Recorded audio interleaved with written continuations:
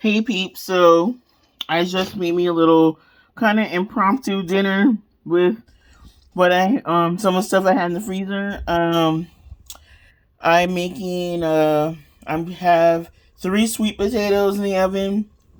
So I'm making a little sweet potato mash with just a little brown sugar and butter, and then in the instapot I just took the rest of the chicken breast that I had, and there was about two or three in the bag left, and I put just some seasonings in there, butter, a little bacon grease, some chicken broth, and cooked that in the Instant Pot for about, I want to say, maybe 20 something minutes altogether. And now I just have it on soup right now, just because I wanted to add a little vegetable for once to this meal. So I put in, turn around, some of these, the green beans I've been saying I'm gonna get back to. These are my favorite ones, these Trader Joe's ones. I'm sure they have like little similar ones at like stores and stuff, but yeah, if I'm gonna eat me some veggies, it's gonna be this or broccoli or. So anyway, guys, I put, well, okay, steaming, but I just took it off to put it on the soup mode just so I can cook up or warm up the green beans, basically. So yeah, this is a little gravy around it. Just after these cook for another minute or two, I'm gonna just turn it off and keep it let it kind of cool to room temperature. And I'm gonna eat probably later because I'm waiting for my sweet potatoes to finish. Then I gotta wait for those to cool. And yeah, so this is fire, you guys. It looks real basic because it's like chunks, but it's good. And then I have rice that I made the other night. Mushroom rice. I just did I didn't have everything for the recipe, so I just had the cream of mushroom, jasmine rice, and I think a little butter. I forget what else. And I guess because I just kind of weaned some of it, because you know how I didn't have everything, right? Because I need to go to the store to get. The recipe looks fire, you guys. It's chicken mushroom rice in the Instant Pot. Ooh, this is just boiling now. Let me turn this off. Because if you just keep it on warm, it'll just, I don't know. Because crock pots usually will just keep almost semi-cooking if you keep it on warm. Hold on, you guys. Okay, let me get these sweet potatoes.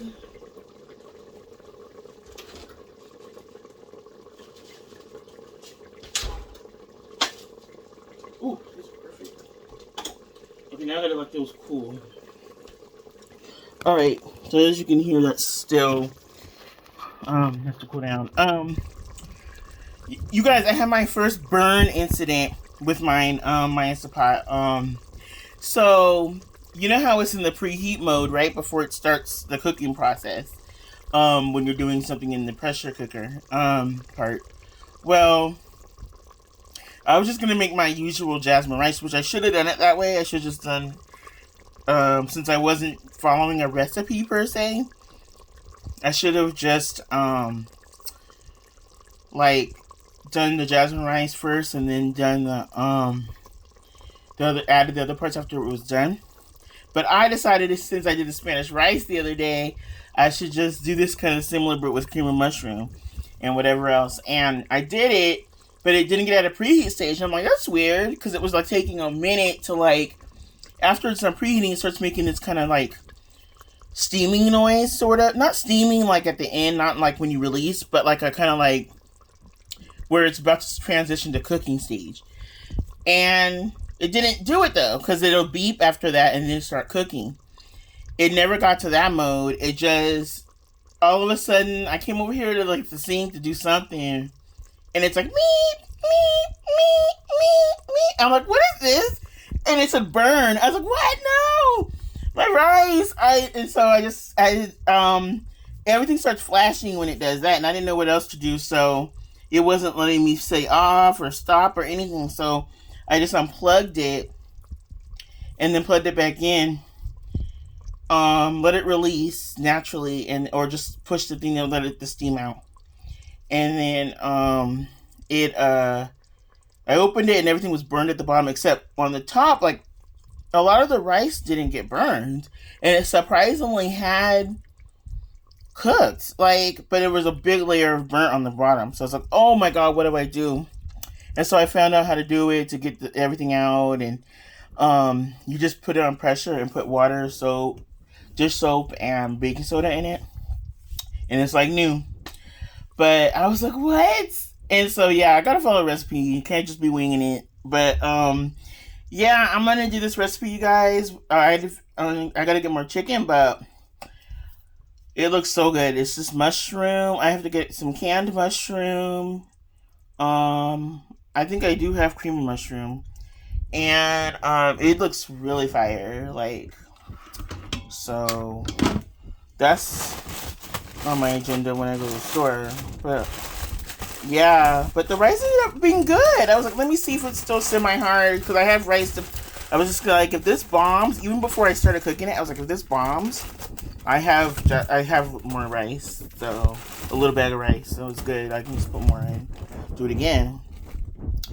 But that's what I'm gonna have with this chicken and my sweet potatoes, is that rice. The part that wasn't burnt. So yeah, it was good. It actually did get soft and fluffy, but the bottom part, there wasn't enough liquid, I found out.